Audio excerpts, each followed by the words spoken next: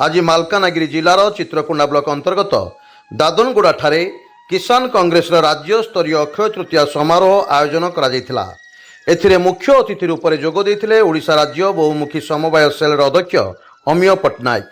सम्मानित अतिथि कॉर्पोरेटर उपाध्यक्ष अभय तंडी, चित्रकोंडा विधायक मंगुखिल, नवरंगपुर जिला किसान कांग्रेस जिला सभापति श्रीयुक्त सनराज गेंडा, पापड़ाहांडी ब्लॉक सभापति श्रीकांत मिश्र, जिला परिषद सदस्य विनीता अखिल, अमरकोट टाउन कांग्रेस कमिटी सभापति परशुराम नायक, चित्रकोंडा ब्लॉक सभापति प्रदेशी गौड़ एमानंक सहित प्राय 200 जन चाषी जोग देइथिले।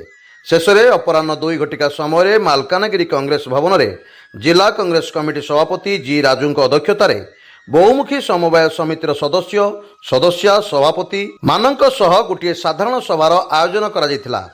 एथिरे बहुमुखी समवाय समितिर सभ्य मानक सुविधा असुविधा, चाषीर समस्या, वर्तमान समय मंडी रे धान अभाव बिक्री, धान गजामरुड़ी और आगामी दिन में बहुमुखी निर्वाचन संबंध में और राज्य में थिबा प्रत्येक बहुमुखी समवाय बैंक मानकरे समावेश करी चाषींकर मौलिक अधिकार पाई लड़ाई करी दाबी पत्र प्रदान कराजिबो बोली आलोचना करा जायतिला। शेषरे सभापति धन्यवाद अर्पण करी सभा सांग करिथिले।